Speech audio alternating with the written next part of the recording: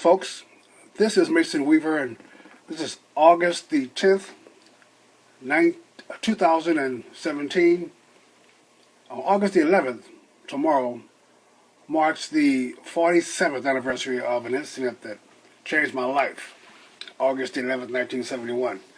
It's going to be a very short video because I'm going to introduce the attached video, which was done by Dr. D. James Kennedy of my life for his Coral Ridge Hour TV program, and right before he died. The power of forgiveness. I want to talk about the power you have in forgiving your enemies. God said it, Jesus repeated it, and taught on it. The only power you have if someone does you wrong is forgiveness.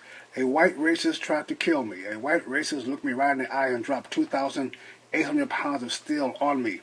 I was in the Navy. I was healthy. I was, strong. I was athletic. I had a career path, and I trusted my enemy to help control 2,800 pounds. And my enemy took that opportunity to try to kill me. I worked as a ship fitter, pipe fitter, welder, and on USS Samuel Gompers, and had a great career ahead of me. And this guy tried to take my life in the ship fitter shop back in 1971. I hated all white people.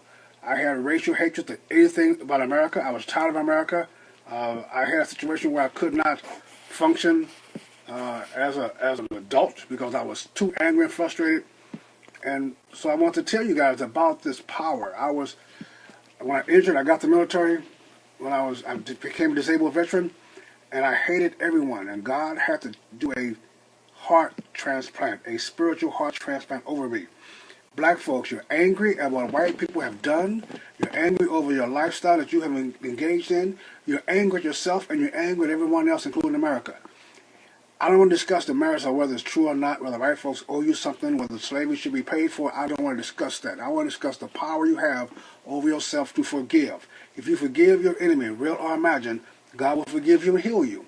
Your enemy cannot pay you back enough for what he owes you. He killed your uncle. He killed your ancestors. What do you got to do, kill himself? It's not realistic.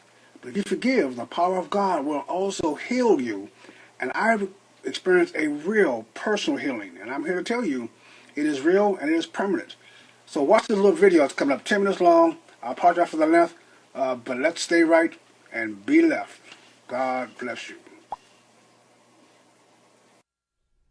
In these difficult times, I want to remind you of the tremendous power of our God.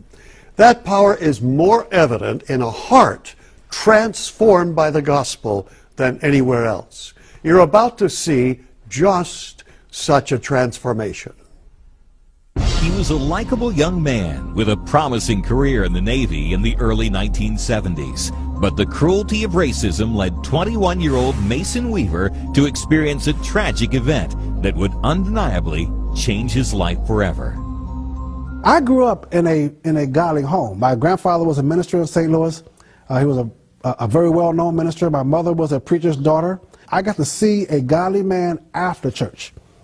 I got to see a godly man deal with his family, deal with his wife, deal with his problems.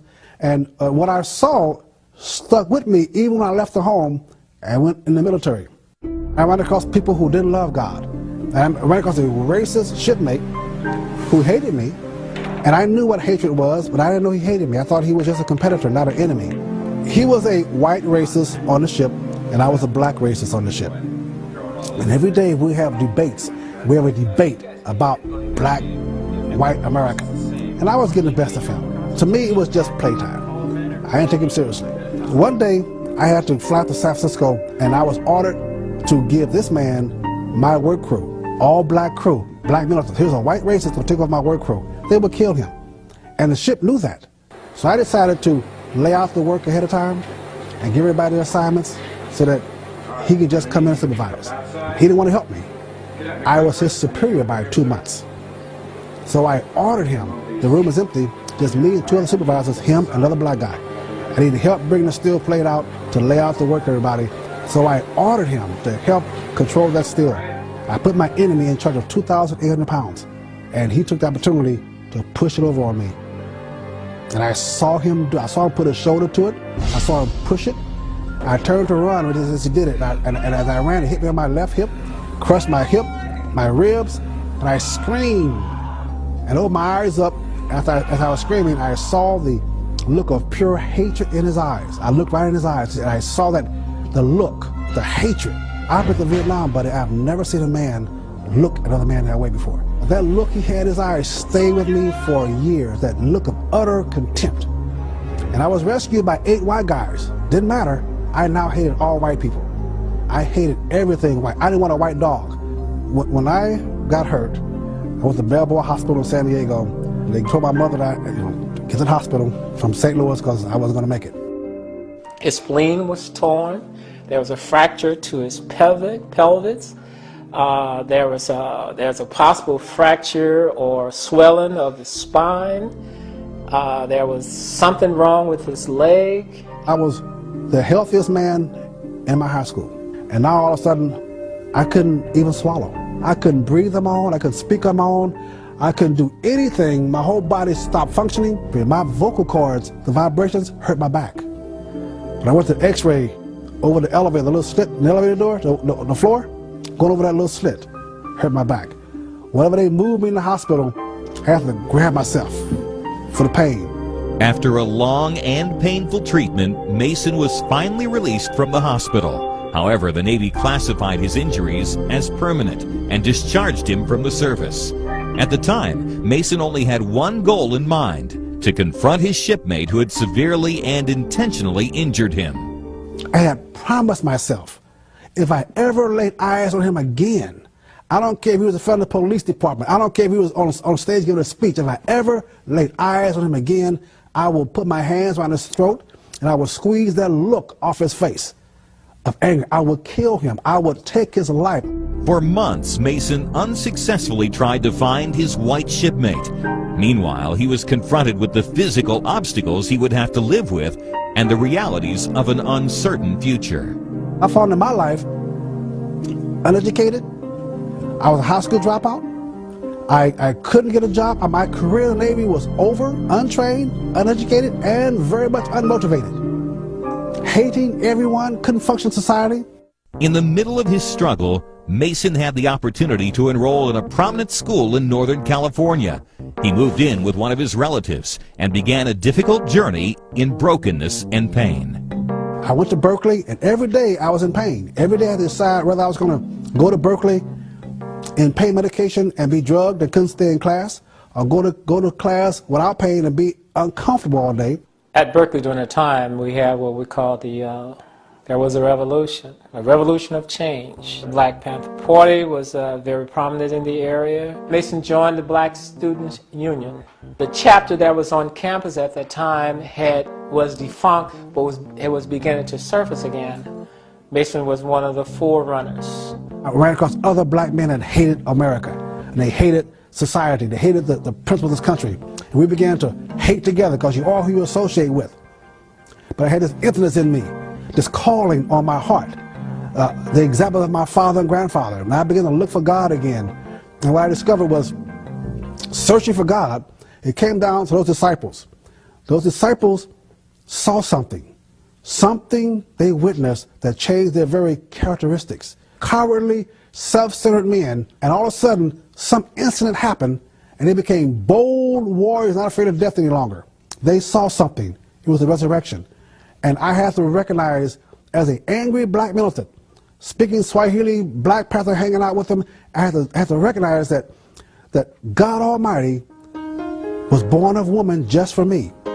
He allowed sinful men to manhandle him just for me. He allowed sinners to beat him and spit on him just for me. He allowed his precious holy body to be nailed to that cross with me in mind personally, by name. He allowed his precious blood to soak that cross and soak that ground just for Mason. And when I finally recognized that Jesus Christ did not compromise with me on the cross, I took a deep, long breath and said, I can no longer compromise with him in the world. The first thing I had to do, I had to forgive that white shipmate. I had to forgive him before he gave me reparations, Before he was sorry what he did, before he forgave himself, I had to forgive him because what God had forgiven me for. He discovered that Christ will handle his burdens for him. And he had to turn that hate into love and pray for forgiveness. God had renewed his soul and had made him realize that that burden he was carrying around with anger, that was too heavy for him to encounter. And only God will be able to rescue him from that evil, which is called hatred. Looking back on that incident, that white racist shipmate did more for me than any man I've ever known in my life. Because that white racist shipmate got me in tune with who I was as a man, got me in tune with who God was as God, and got me in tune with what my obligations was to my community. Mason has used his experiences to inspire others through his book, It's Okay to Leave the Plantation, and as a motivational speaker who addresses racial issues and the transforming power of the gospel. Forgiveness showed me the power of God. When I forgave that guy, the power, I felt the steel lifted off of me. I stood strong, I stood taller. When I forgave him, I was no longer a victim, I was victorious.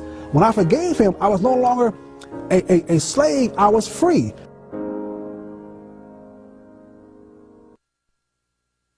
The Coral Ridge Presbyterian Church holds worship services throughout the week. Dr. Kennedy and the members warmly invite you to join them for worship whenever you're in the Fort Lauderdale area.